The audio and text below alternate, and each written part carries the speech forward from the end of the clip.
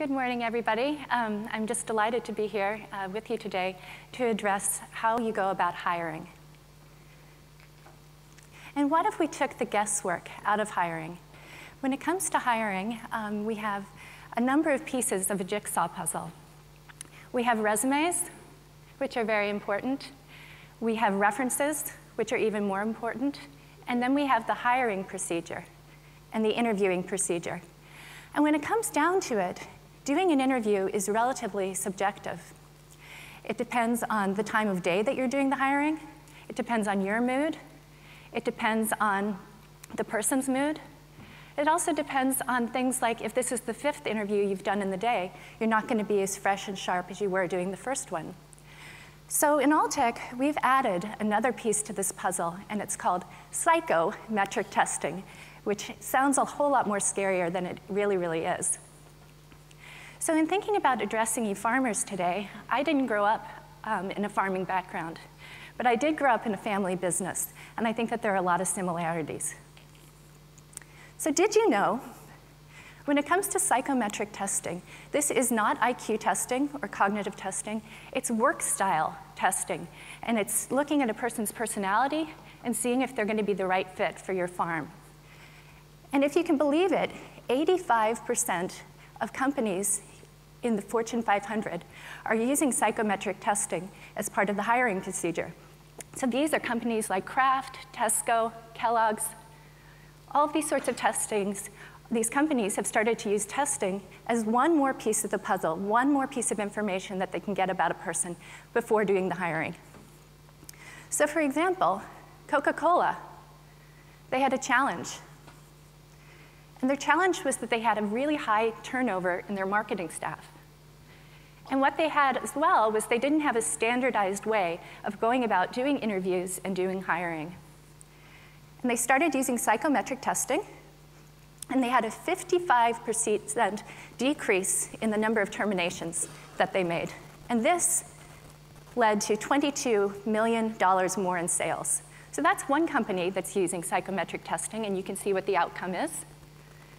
Marks & Spencer's has also introduced psychometric testing. And their challenge was that they wanted to speed up the recruitment process. They wanted to speed up the recruitment process and make it more efficient. And they wanted to make sure that they had a competitive advantage, that they were getting the right people. After they started using the psychometric testing, they had a 1.5 million pounds savings in recruitment costs, and a 45% increase in success rates in the interview. And out of the people that they hired, 6 months later, these people, 76% of them were considered to be outstanding or excellent by their supervisors. So I just wanted to share with you a book that I found when I was doing research. And this is a book called Farm Business Management, The Human Factor. And it's a book that I would highly recommend to anybody in this room. It's a very practical, hands-on book. Each chapter is dealing with a different challenge that the farmer might face, whether it comes to recruitment, whether it comes to managing people. And it's a really good book. And it's basically a psychology book for farmers.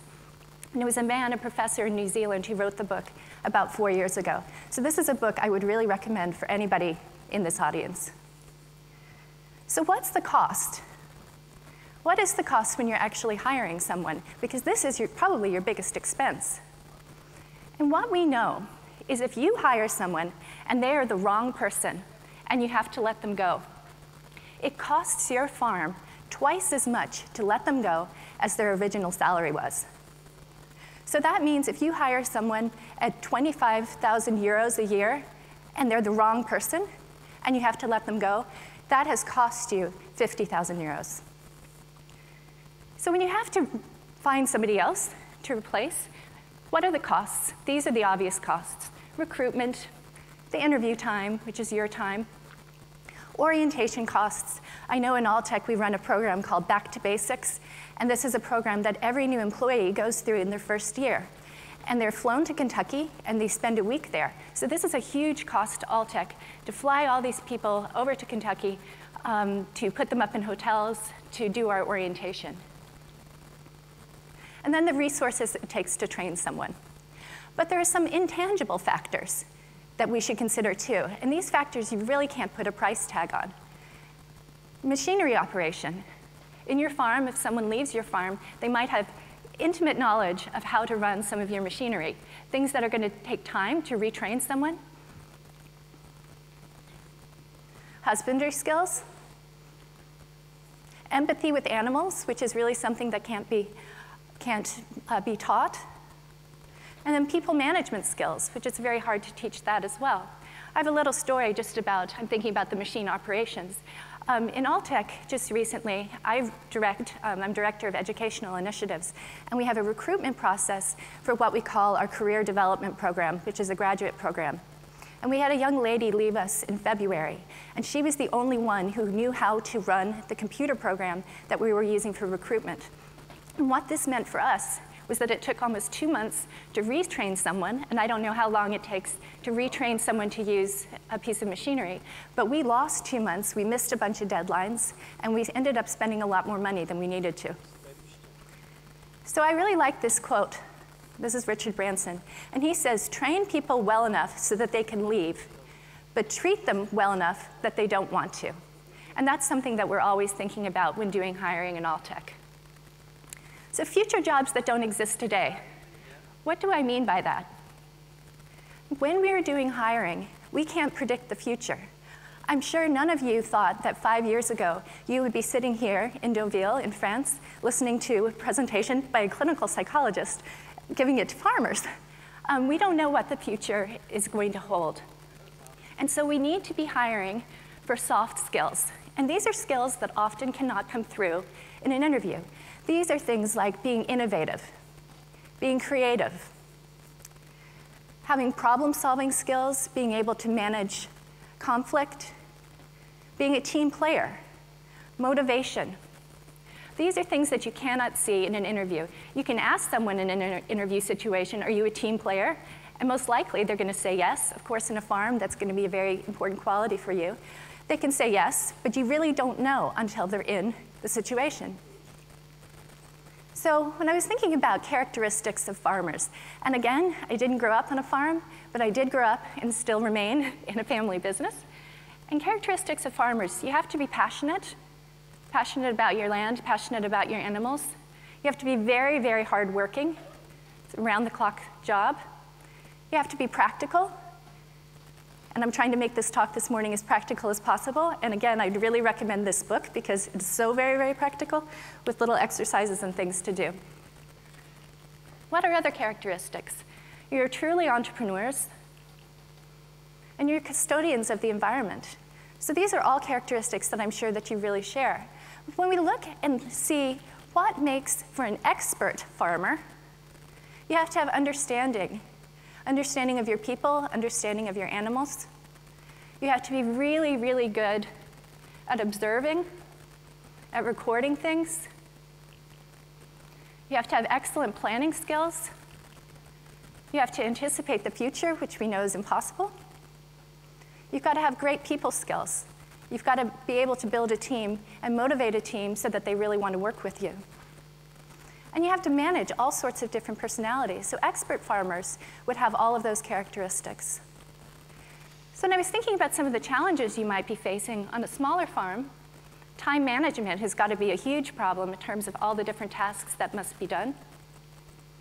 Taking the time to mentor people, which is really one of the most important jobs that we all have. What I find in Alltech is I tend to do a lot of mentoring of young people. And the thing that people appreciate most is your time, is having that one-on-one, face-to-face time. Even if you've already made your decision, and you're not going to change your decision based on what the person is telling you, just that face-to-face time means so much to people. In fact, the #1 reason that people leave companies is because they don't feel listened to. The emotional attachment that you must feel for a farm. I know for me, working in a family business, I have a huge emotional connection to Alltech. As my dad shared, he named the company after me, so no pressure. You know, in terms of small farms, you're moving from perhaps the hands-on work of the farm and moving into management, and that might be something that perhaps you or your managers have not been trained to do. You have to physically do all the different roles. You have to know what all the different roles are. And then standard operating procedures. I would imagine on some of the large farms, there are standard operating procedures. But I would imagine on a small farm, you might have everything in your head of how to run things. And if it's all in your head, that's great. But when it comes to training someone else to do what you've been doing, it's very difficult. So for large farms, again, you've got to physically monitor everything. Biosecurity must be a huge factor for you. Someone comes from one farm and they move to another farm, making sure that diseases are not contagious. You have to rely on others, and I know that farmers must really rely on themselves an awful lot, so that shift to relying on other people to do work. On a large farm, language might be an issue as well. I know in the United States, on many farms, we have people from Mexico or people who speak Spanish who are doing a lot of the day-to-day running and working on the farm. And do your managers speak Spanish or whatever the relevant language might be? And then staff turnover. Again, as in my example from Alltech, when we had staff turnover in February, it really has this trickle-down effect. So again, soft skills. And what are soft skills again? These are the intangibles, people's interpersonal skills, their creativity, their hard-workingness, their ability to work in a team. And for workers, you need people who are trustworthy, diligent, they have empathy with animals. You need people who are going to have an eye for detail. You need them to have respect for their colleagues. And when it comes to managers, you have to have all of those same characteristics that you do for workers. But in addition, you've got to have people who have the capacity to lead, which this psychometric testing can take a look at. You have to have people who are highly motivated. You have to have people who are innovative and far-thinking, forward-thinking. And you have to have people who are curious. So again, when you're hiring, this is your biggest risk, but it's also your biggest opportunity, and you don't want to get it wrong. So, as I said, this is like putting together a jigsaw puzzle. And we have the interview, we have the references, we have the resume, but we also have the psychometric testing. Psychometric testing measures soft skills. So it's all about finding the right fit for your farm. And as I'm always saying to people when we do hiring in Alltech, we have to make sure that the person obviously has the right background to do the job and experience. They have to be the right fit for Alltech's culture, and they also have to be the right fit for the country's culture. We had a situation just recently where we were trying to hire in Dunboyne in Ireland into the accounting position. And we had 4 people who interviewed for the job. And I sat in the final interviews. And the young man who was applying for the job clearly had all the experience necessary. And he was eager to have the job. And in terms of his psychometric testing, it showed that he was very low in the quality of openness.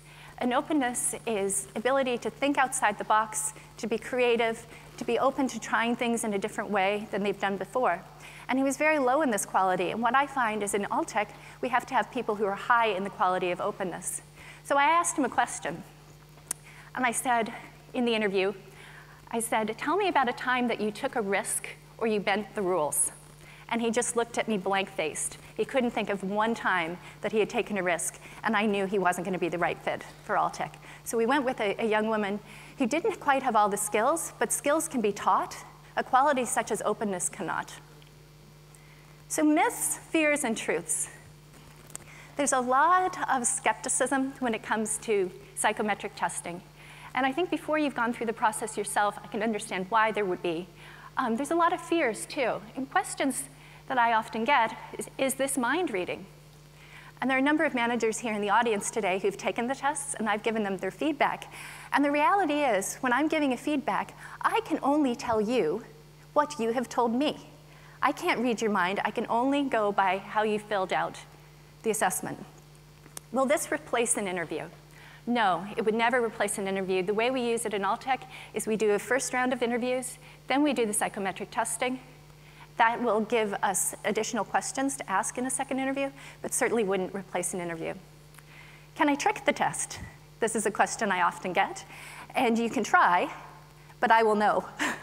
And that doesn't, seem too likely that you would get the position. What these tests have built into them is a lie factor or a consistency scale. I had a young man in Damien McLaughlin's class I was giving a lecture to, and he said, well, I think I can trick the test, and I'll make myself look like what Procter & Gamble wants to hire. And I said to him, well, you can try.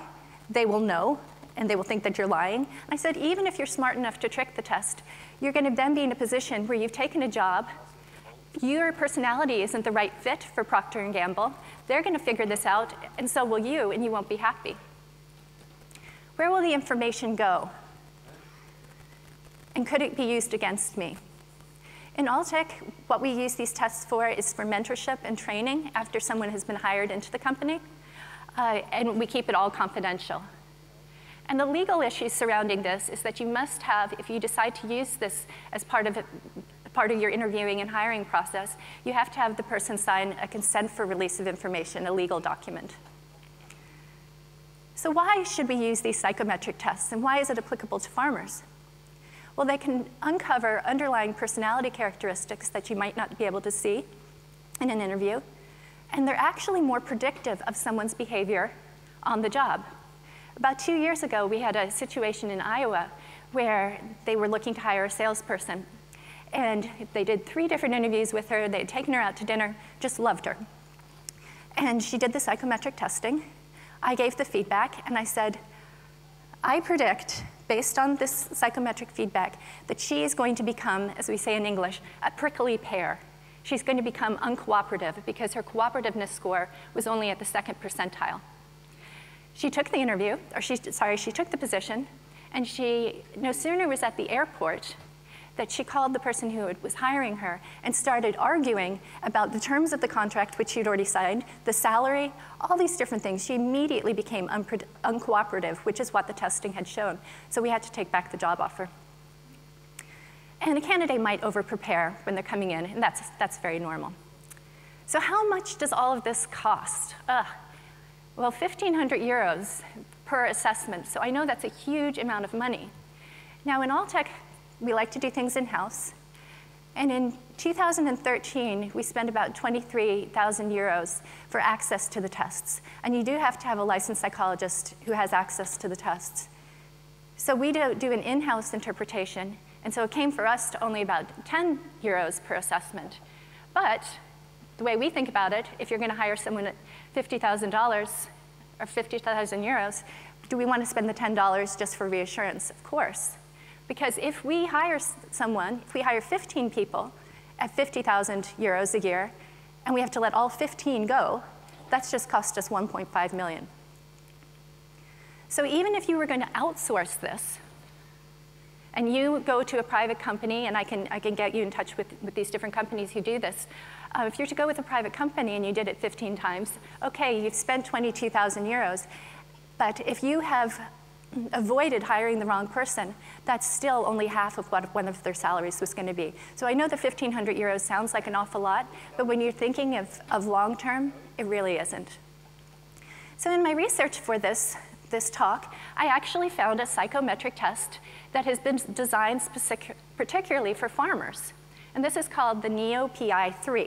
And it's a personality inventory. And it takes about half an hour to take. And then you would get a printed report. But it is looking at what we consider to be the 5 big factors of personality in psychology. And these are agreeableness. So people who are very high in agreeableness are kind of yes people. They want to please. People who are low in agreeableness can sometimes be a bit stubborn. Conscientiousness, which is attention to detail. How extroverted or introverted someone might be. The quality of openness, which I discussed before, which is creativity, open to do new things, interested in lots of different things, interested in other cultures, other industries. And then emotional stability. People who are really high in emotional stability are the kind of people that you want to just shake to get some sort of a reaction, whether it's positive or negative.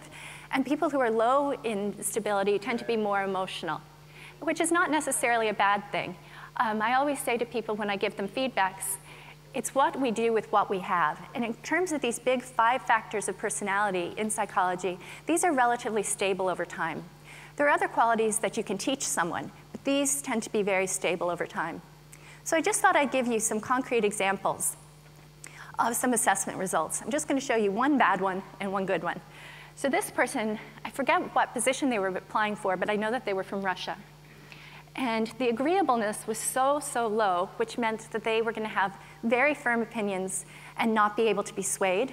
And the conscientiousness was so, so low, which means the person was going to procrastinate. So this person did not get the job because they were going to be very difficult to work with, and they wouldn't get their work done because they'd be procrastinating. So this is someone who actually is on my career development program, a young lady, and these were her testing results. Her agreeableness was in the middle, which is ideal, because this means that she has enough confidence to know her own mind, but she's not so stubborn that she can't have her mind changed. She's got great attention to detail. She's in the middle for being extroverted, which I see on a day-to-day basis. She's fine in a group, but she's fine working alone too. But her openness score was so very, very high. In her first 6 months with Alltech, she's already lived 3 different places, 3 different countries, and she's very open to this kind of experience. And I knew when I was looking for people specifically for this program that I needed people who were high in openness. And she's in the middle for being stable, which is actually good because that means she's not going to fly off the handle, but she reads her own emotions and others too. So these tests are actually available in 37 different languages. And people are normed based on their cultural groups. So I do these worldwide. I must have done probably over 400 in the last year and a half or so. And if someone requests the testing in Germany, the tests are sent in German. They're compared to people in Germany in terms of the norm groups, and then the results come back to me in English. So in our experience, we've been doing this for about 12 years. And we've had lots and lots of successes. Many people here in the audience have had to go through my testing system as the last part of the hiring process. And we've had some near misses. In fact, I'm going to tell you about a mistake that we made in the Philippines just recently. Sometimes I think when we're hiring, we can be in a bit of a rush, especially if someone has left unexpectedly, and you're in a rush and you really need to find someone quick. And that's what happened in the Philippines in an accounting position. So they took this young lady on, and now it's 6 months later, and they came back to me and they said, I'm so sorry, we didn't do the testing before. Can you give this girl the testing now? And I said, sure, that's no problem. And I didn't ask what problems they were having with this young lady, but I did the interpretation and gave the feedback that she was someone who was quite closed, who would be thinking things, but she's not going to tell you how she's feeling, not a good communicator. And the person in the Philippines who I was giving the feedback to, she said, I just can't believe you told me that. Because she said that is exactly how she's been for the last 6 months. So that person is being let go, and now we're in the process of hiring someone else. So that was a mistake that we made. So is this applicable to farmers? Well, of course it is. When you think about those big 5 factors of personality, I would imagine that an ideal farmer would fall in the middle range for being agreeable. They would be probably pretty high in attention to detail. It wouldn't really matter if they were extroverted or not, but they would have to be decently open to new things, yet they would also be traditional enough that if they found a way that was working for them, that they would stick with it. So what we know is that psychometric testing can be of use to use farmers as you go about finding management or other positions that you need to fill. It's culturally aware, so we take into consideration people's cultures. It's research-driven. People probably don't know this, but as a clinical psychologist, half of my training was in working with people one-on-one, the clinical part, but half of it was doing research. And so everything that comes out of clinical psychology has research backing it, and I certainly would not use one of these psychometric testings if I didn't know that it was reliable, that it was valid, and that it could predict how people would behave. And it's very practical and understandable. So with the interpretation, of course, but the more you do of these, the quicker it becomes to understand what added information these tests can give you, what added piece to the jigsaw puzzle to make it complete. So what if you chose the right people 100% of the time, which is impossible, but we would like to think that we can improve on our success rates. And what would it mean for your farm? Increased profits? A committed workforce? Cultural cohesiveness on the farm? happier workers, which would lead you to happier cows. Because as we know, a happy cow is a productive cow. So there were 2 articles that came out in the Harvard Business Review recently. One from January, and it said, when hiring, test first, because it reduces costs and you can make better hires. And then in June, they published another article. And the title of this article was Potential Beats Brains and Experience. And in this article, they were talking all about those soft skills that I discussed earlier. Those soft skills that you will need on your farms too, that creativity, that curiosity, being a team player, being innovative, being entrepreneurial. So thank you very much.